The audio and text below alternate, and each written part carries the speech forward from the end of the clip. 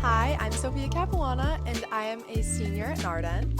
Hi, I'm Mirabelle Post, and I am a junior at Narden Academy. And this is the Narden Voice. We are a fully student-run podcast focused on amplifying the voices of our Narden community. Whether you're an alumni, a present student, or just part of the Narden community, this is the place for you. Hi, I'm Jenny Driscoll. And I'm Olivia Borzak. And we're sophomores here at Narden, class of 2028. And today we're interviewing Maddy Masiello, who's class of 2014. Thanks for tuning in. We'll start with the questions. Who or what at Narden had the biggest impact on who you are today? Sure. So that's so multi-layered. I think regards to the who, definitely my friends.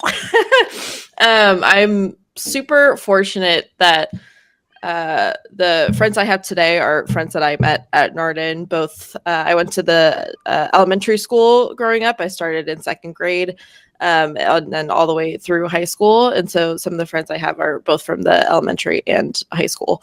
So I talk to them every day. And I think it's so important to have that kind of longevity and support system. And especially like having that network of young women just to kind of get you through life and through the day.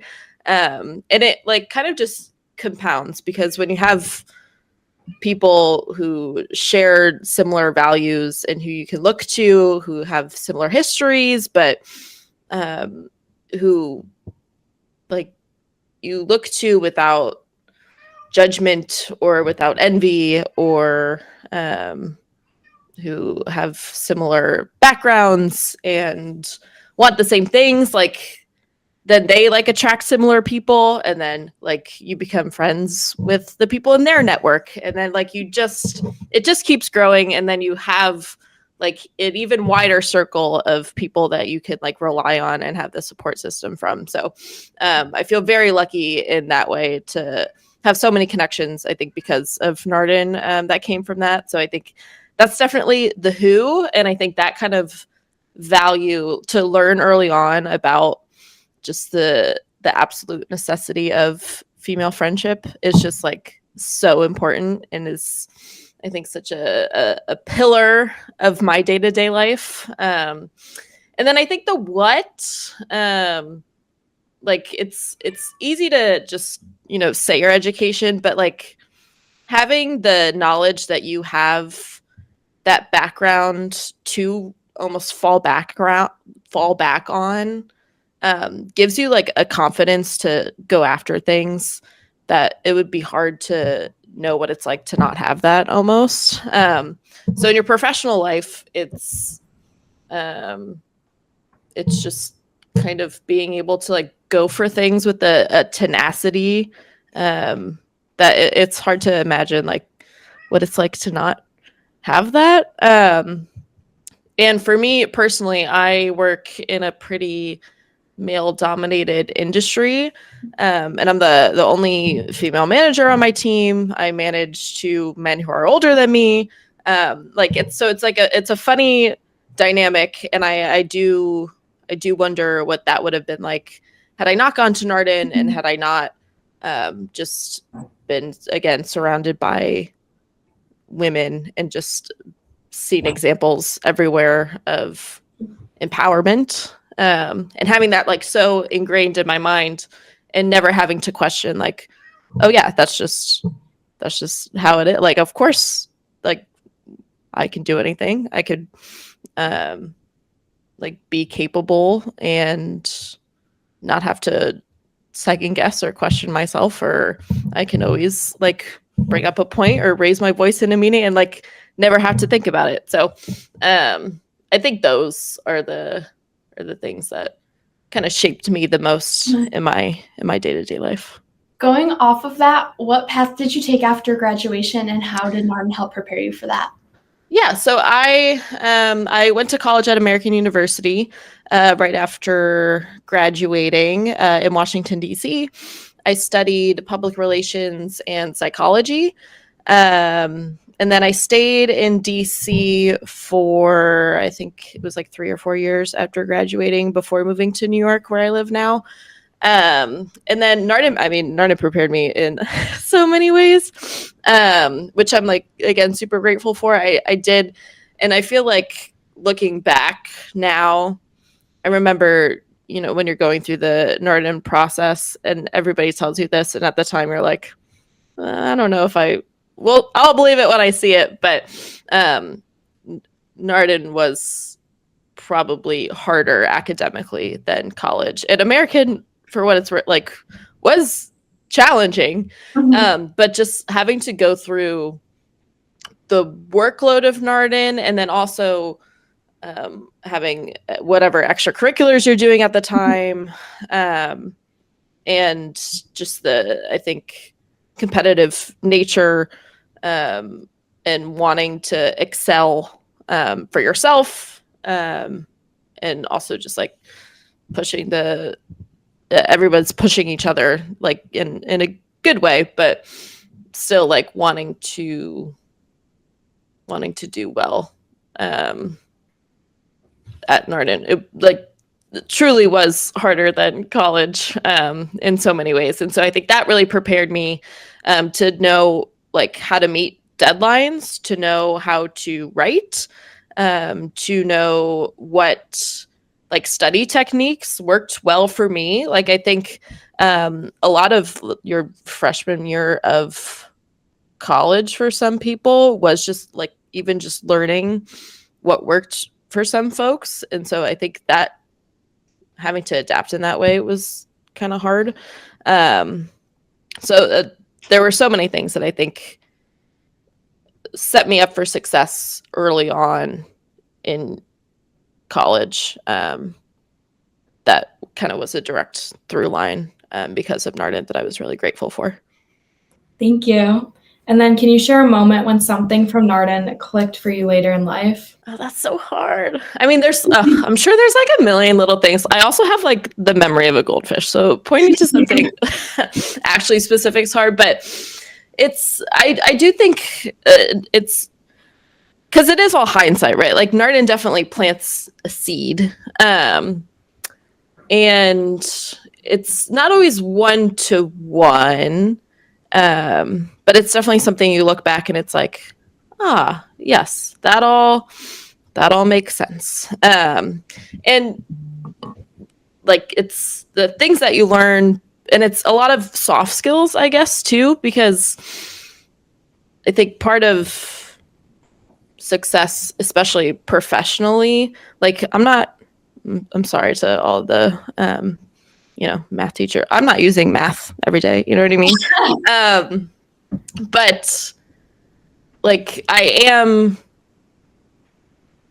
using the skills of like problem solving. You know what I mean? I am a big part of like your early career stages is learning how to interview, or a lot of what helped me get to where I am is interning throughout college. And the reason that I was able to do that was like people skills, and all that kind of stuff, I think helps because you have great relationships and like access to teachers at Narden. So like all that kind of stuff, again, builds on itself, and just like exponentially kind of makes you like a good, well-rounded like person of society. And like I think once all of that, once you kind of get out there in the world and are able to kind of put the pieces of that together, I think that's kind of when it clicks, rather than just like one singular moment. Mm-hmm. What's something that you think sets Narden apart from other schools? Oh, again, so many things. I mean, definitely the staff, but aside from, and then again, obviously just the all girls education, I can't like speak too highly enough, but I know there's obviously quite a few single sex schools in Buffalo specifically, but I think what I guess sets Narden apart from those, at least from my perspective now, from where I sit, from what it seems, is that like Narden seems to be able to adapt and change with the times in a way that, like, at least when I was there, just simply because, like, when you're in it, you don't really realize, like, I didn't realize or appreciate maybe, but looking back now, it does seem like even just like doing this podcast,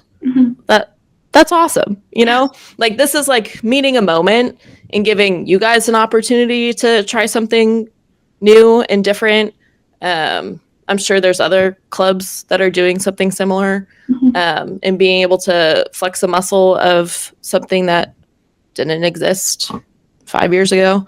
And who knows what another club can be like in another 5 years. And that's just one example. I think even more broadly, I think they've changed the dress code since I've been there. I think they've probably changed. I think like the amount of homework I think they give has changed in response to like burnout and stress, which is amazing. Like that's awesome. And I remember when I heard that at first, and also when I heard that you guys can wear sweats, I was like, at first I was mad. I was jealous. I was like, are you kidding me? Why couldn't this be given to the class of 2014 at the time? But obviously, like looking back, it's like you want those changes to be given to, future classes and generations, because like, that's awesome. That's what it should be. That's growth. Again, that's meeting a moment and being flexible and listening. And that's like everything that you want an institution and people bringing education to young women to do. And like, I really don't know other places that are doing that. And those are just like small examples. And I think there's probably other like much bigger societal and more important examples of like evoking change and listening and wanting to do better for the community. But again, like I just think that it's really awesome the way that an institution as who's been around as long as Narden and as rooted in faith as Narden, like is still kind of open to that sort of change in response to just like the modern like stresses of life. Thank you. And then what advice would you give to current students at Narden? Oh man, that's a tough one.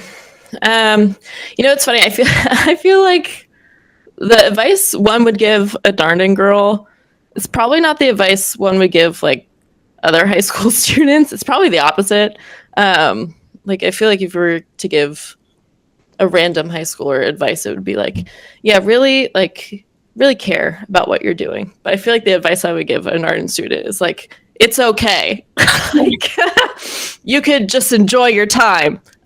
So my advice to the Narden is just enjoy your time. It really does go by. This is not a novel thought by any means, but it goes by so fast. And I think it goes back to my first point earlier. Like, obviously you were getting a great education and that is a privilege and you should recognize that and be grateful for it and like do something with that, whatever that is. Like, it doesn't have to be whatever the standard path for that is. And so take that, do something with it, have it be something good and impactful and fulfilling for you. But also, like, again, just really take a moment and value the women that you're doing it with and like continue to carry that throughout your relationships through the rest of your life, because again, like the importance of female friendship and that support system is like the most empowering thing that I think you can get out of any of it. So I think that's my biggest piece of advice. And then last but not least, what's your favorite chicken wing spot in Buffalo? Oh my God. You saved the most contentious one for the end. I'm gonna, you know what? I'm going for something that I think is slept on. I'm going Kohl's on Elmwood. Mm-hmm. I grew up right around the corner from Kohl's. I feel like I was like that's a second home for me. But yeah, I think their wings are underrated for sure. And I'm a medium wings gal. I don't think you need anything crazy. And I like flats. Really?